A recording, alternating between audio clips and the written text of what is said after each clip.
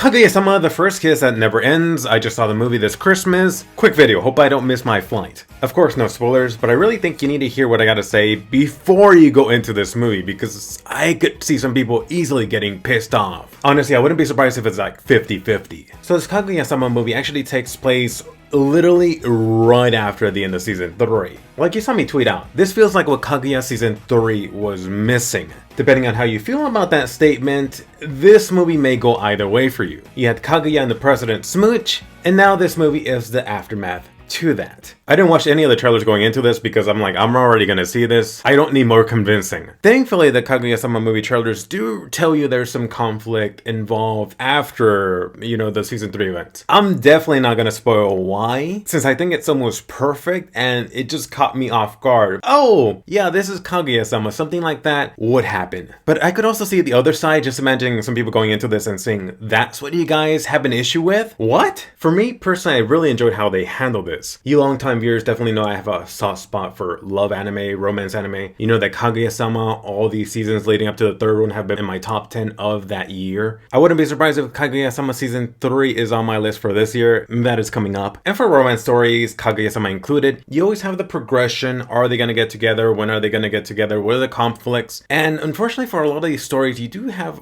this recurring theme of when they actually get together, the confession. It ends shortly after. A lot of you watching may not have read this past manga called Ice, but I actually do like that they explored there. Oh, they got together. It's not all sunshine and rainbows, which is like real life. You get together, it's not this happily ever after Disney story. There's gonna be downsides, there's gonna be upsides, there's gonna be some conflicts at times. Circling back, this is part of the reason I like them exploring this. So it's not just Kaguya and the president finally smooching, finally getting it down, finally becoming, I guess, official. What they do actually plays almost perfectly for the comedy overthinking theme of Kaguya-sama. That said, I do think there's going to be a fair amount of anime-only people that go into this and are going to be like, what the hell? Didn't we just cover this in Kaguya-sama season 3? And you're almost redoing what you just accomplished in this abstract level. In other words, isn't this just a repeat just done differently? And I do think at a high enough level, it is kind of that, but at the same time, I do think this is needed. For this other thing that I didn't have an issue with personally, but it was borderline annoying. If it went on a little longer, I would have been like, this would have dropped a grade or two. I'm not going into the full details. You've seen the villainous Isekai. There's like this mind scene with a bunch of the main characters' personalities. One of the ones they do focus on for Kaguya-sama is this chibi, very small version of her. And it's not just a quick thing. You have her tiny, you have her with a very squeaky voice. As soon as I saw what they were doing with that, I'm like, this is gonna piss some people off. And honestly, I wouldn't be able to blame you. Like I said, it's borderline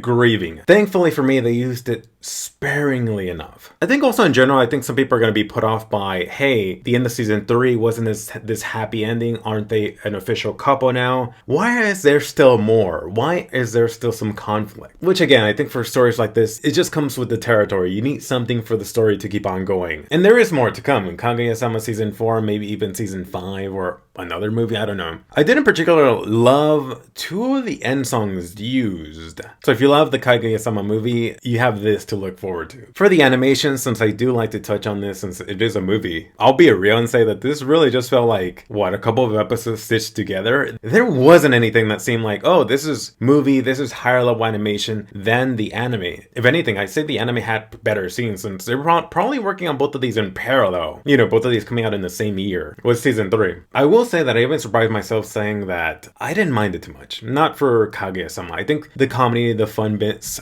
helped win me over. For me, I especially really love 2 of the chase scenes. I know I was in the Japanese theater, but it had my laugh just bursting out laughing. They were that enjoyable. For another story plot point, this is a Christmas movie. You have each day leading up to the actual big Christmas showdown. Let's go with that. Which really is like the perfect time watching it now. That's why I kind of waited a week. Plus I was busy, which kind of sucks for anyone else not being able to watch it till next year. I know, I'm sorry. Like for Americans or anyone in Europe, you're gonna have to wait a bit. So, final rating right now, I think maybe like a 9. If you love season 3, you're gonna love this. And again, I watched this on Christmas, I watched it with my own girlfriend, so that's probably helping the rating a little bit. Alright, so in my own camera, this is actually, it doesn't look that bad. I don't know where my freaking camera is. So you've noticed by now, this is massively late. So recent stuff, if you missed my recent tweet, I got hit really bad with Rona. I've had it before, just the symptoms, but this is the first time I've had it. And I basically had the highest fever I ever had for like 4 or 5 days. Then I was just drained of energy for like the week or two after that. So yeah, that kind of really just killed my plans initially for this year, which was really just trying to get back into the weekly schedule of doing stuff, covering anime from the previous year. I don't know, I still want to do that. And continuing the plan for this year, which was at least 2-3 videos, quick videos, weekly. I think it might be easier just getting back on track for this channel. And then, I don't know, for Rona and then the trip back to the US, then back into the country. It's really just set a lot of my schedule back. And just to give you guys a sneak peek, yeah, let's just say or should I say we've been really busy with some other appointments. Let's go with that we had to reschedule. Maybe I'll talk about that more in some standalone video, I don't know. But yeah, if you enjoyed this, if you enjoyed the movie, post your comments below, hit that like, subscribe, and I'll see you next time, hopefully real soon. See ya.